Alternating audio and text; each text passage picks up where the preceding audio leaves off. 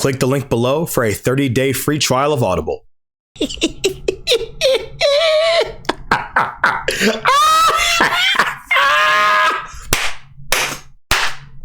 Sukuna Nation! Wagwan. Once again, Wagwan.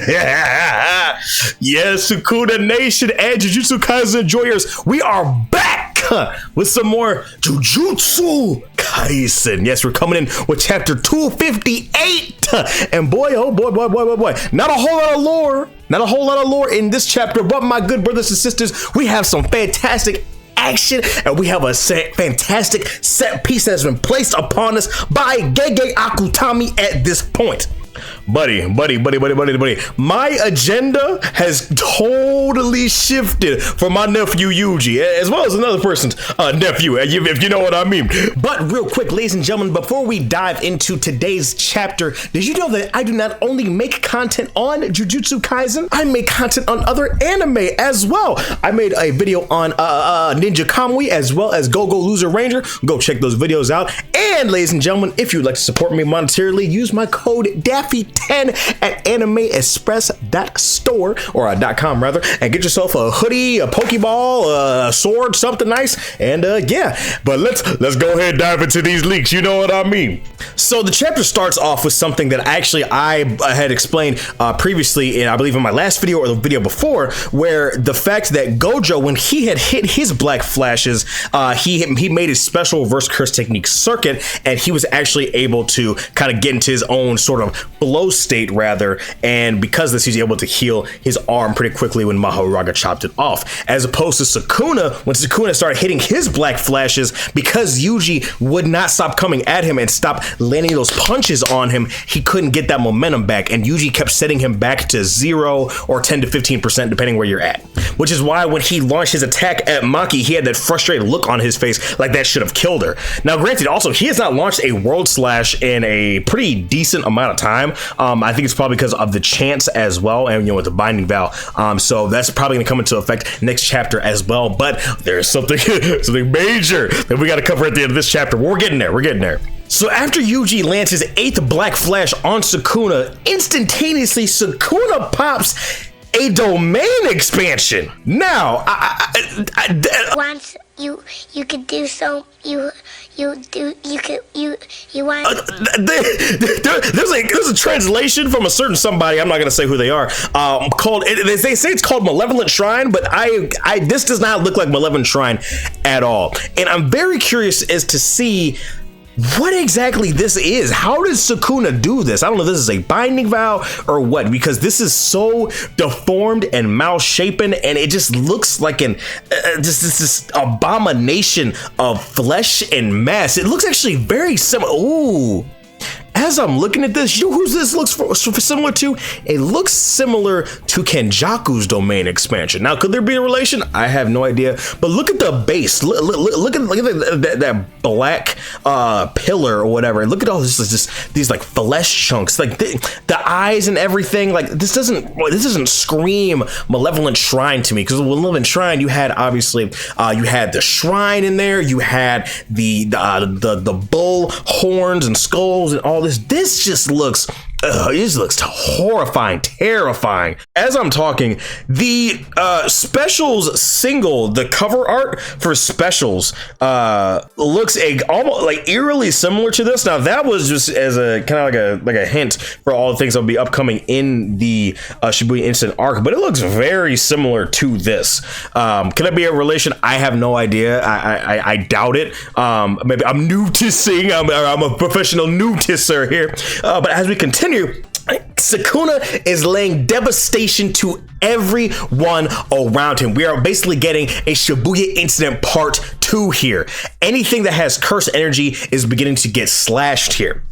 Now, the narrator says that Ryomen Sukuna had replicated Malevolent Shrine without dropping its effective range or output after experiencing the Black Flash. So if this isn't his domain expansion exactly, I'm thinking that this is maybe a binding vow, but this is an emulation of his own technique. I don't know what this is because we didn't see him say open or anything like that. So I have absolutely no idea what this is. Could this possibly be Gene's domain expansion? Maybe I don't know. I'm theorizing here, but everything's being laid to waste. And so remember in Shibuya when he launched his domain expansion, it had that radius, that didn't close around Fushiguro.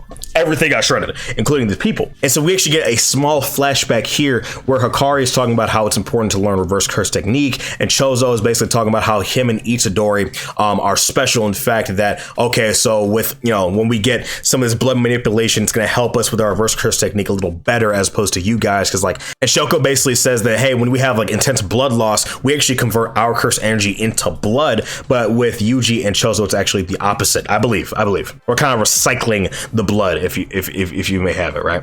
And so because Yuji again is so new and fresh when it comes to jujutsu, my man Kusakabe, big brain Kusakabe, Gotsukabe, Wusakabe decides to actually hatch a plan, and it is revealed that Uyui can actually teleport and switch souls with people, which this is a crazy ability. I never thought of this, and I don't think I've ever seen a theory that people thought that Uyui was involved with the soul swapping, which is why we have that panel of Yuji in Kusakabe's body and Kusakabe in Yuji's body saying, master it, Yuji, you master Itadori, come on, let's go, right? So very, very interesting. Now, basically what is said here is because Yuji had Sukuna in his body and Sukuna used special grade techniques, Yuji now has the capability of using special grade techniques. I'm not saying that Yuji is special grade. I mean, he is, for all intents and purposes, he is special grade at this point. Let's not beat around the bush. Let's not bullshit. He's special grade at this point, right?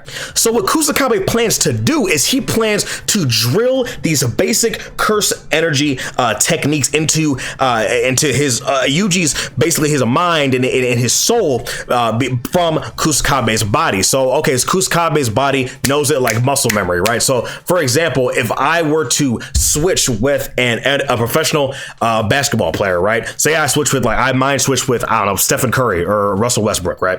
And so they're just shooting threes like crazy. I'm in their body. I know how to shoot a three, right? When I go to my own body, I'm going to try, and it's going to be a little easier for my mind to know how to shoot those threes better. Very, very interesting application. I like that. Gege is in his bag here. Also, by the way, Gege is absolutely fantastic in this chapter as far as art goes. Oh, yes. And so we have my man Yuji Itadori using new shadow style, simple domain. Ooh, we'll give it chills just saying it. You know what I mean?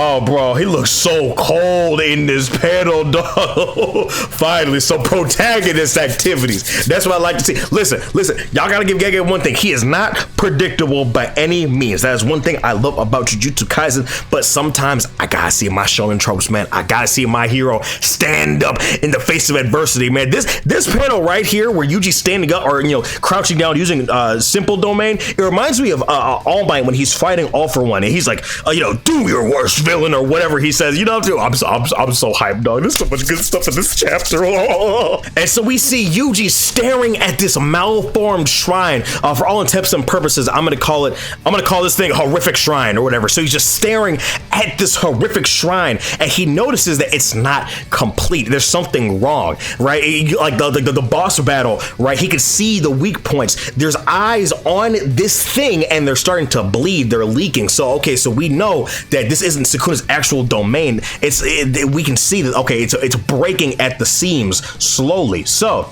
then we have the narrator saying that Sukuna cannot maintain this high level domain for a long time, and also we know that he can't capture Maki in this. Obviously this was stated in the Noya fight. Again, a lot of throwbacks to the Noya fight. The Noya fight was very important into making Maki a high level character in this fight. Again, good stuff on Gege here. Now, whether or not that, Daida and, whatever the sumo dude's name is, whether that was properly implemented and that was more like plot convenience-esque, remains to be seen. But for all intents and purposes, I love the fact that Maki has shown so much importance in this fight, and that was previously foreshadowed in the Noya fight. Very good. And so we have the revelation here as well that our heroes are now on a time limit. They have to survive within Sukuna's domain for 99 seconds, or roughly about a minute and a half. Now, to say that this is a daunting task, it's pretty scary. It's pretty scary. And then we have just absolute carnage and devastation just rocking our heroes. We have Maki, Yuji, Ino, and Choso trying to endure. Choso's just like, Yuji, watch out! Like, you know, like, be careful. And Yuji's simple domain actually breaks. Again, Yuji has he made it to the top 10? I ain't gonna lie to you, folks. I ain't gonna lie to you, folks. He's stronger than Geto. I love me some Geto slander. He's strong. I mean, he's been stronger than Geto. Let's be real. Now, Kenjaku, you know, but Geto, you know what I'm saying? Yuji's simple domain actually breaks here. And unfortunately, Yuji loses his left leg. That sucks.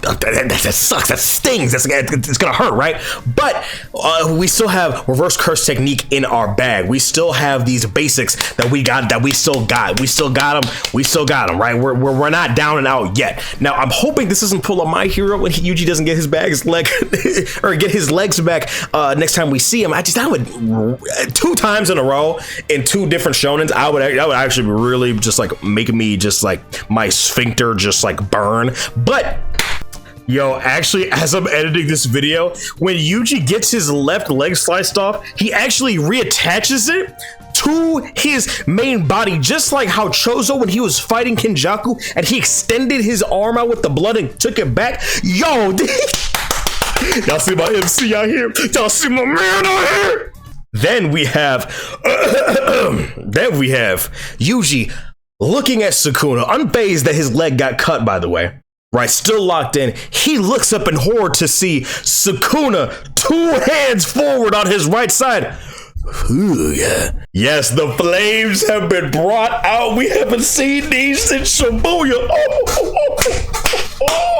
Yes, ladies and gentlemen. Oh man, so not a whole lot of lore bits as opposed to last chapter here, but man, oh man, how are we gonna get out of this one? I have absolutely no idea. But we still have the corpses that Shoko has, so I don't know. Maybe if I'm trying to think, man. I'm trying to spitball here again. This is me with no script. I'm sitting here. I'm theorizing. So maybe Shoka's saying that her converting curse energy into blood, maybe this could have to do with like a blood transfusion or something with some of the corpses. Maybe they can bounce back into the fight or something. I don't know. I really don't want Gojo to come back for all intents and purposes. I want him to stay dead. This is Yuji's story at the end of the day. I love my boy getting some shine here, but my ghost Sukuna, man, listen, I don't listen. Urame was not kidding when he said he is not at full power. So I'm wondering, how did he make a second domain expansion? Because this isn't his originally, I don't think. Again, I'm gonna wait till the translations come out officially to brand like this is actually Malevolent Shrine, but it looks like this, because I don't think I've ever seen a domain expansion look like that, like just totally different from how it originally looks. Like even like Hikari's, like even with the jackpots and everything like that, you can still tell that's Hikari's domain expansion. This, I don't know what this is. Like it, interessante. So does Yuji have a domain expansion? I mean, maybe.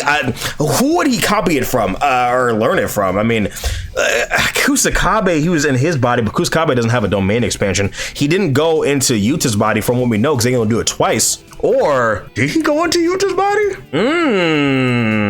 Because who all has domain expansions in Jujutsu Tech? It's Hikari and Yuta. And he knows how to do special great. I mean, he might have a domain expansion, man. I could see it. I do. I could see it. Okay. Interesting.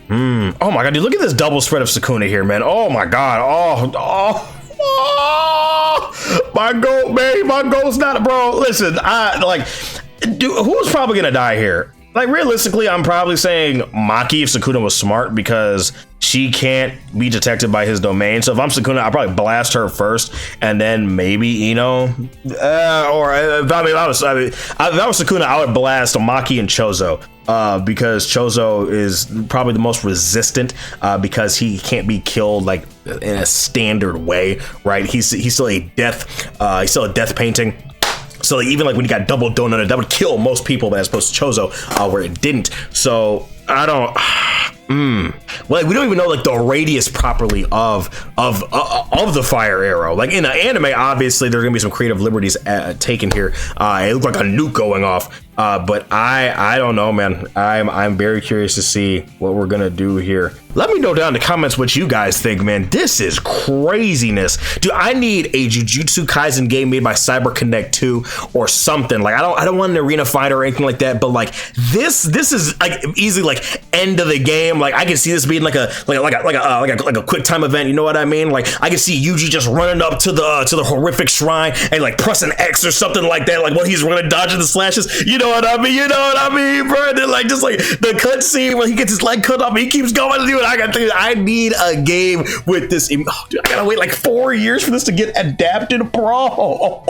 No, I don't want to. Oh man, I don't want to. But Golden Week is this upcoming week, so unfortunately all mangas I believe in Shonen Jump will be on a break. It includes Kagurabachi, which makes me sad as well, because we got a fire ass cliffhanger last chapter. So I actually gotta go look at those leaks as soon as I'm done with this. But very, very, very good stuff here, man. Love this. Love my boy Yuji Gangs from Shine, my glorious King Sukuna. His bag might be too deep, bro. I don't know what to tell y'all. Rame told you, people. Hey, it's up. It's up. I don't know. Y'all gonna have to come with something harder than that. Pause. But yeah, it's me, boy Daffy, guys. Thank you guys so much for joining me on this video. Let me know what you guys think about this chapter of Jujutsu Kaisen. Do you guys think that my King Sukuna will possibly take another body next chapter? Well, I'm curious what you guys think, man. I'm just we'll see. But it's me, boy Daffy, and I will see you guys in the next video. Now make sure you take care of yourselves. Leave a like and subscribe if you like the video, and I will see you in the next video. Y'all take care of you guys. Oh wow. Y'all make sure you take care of yourselves, guys. Peace.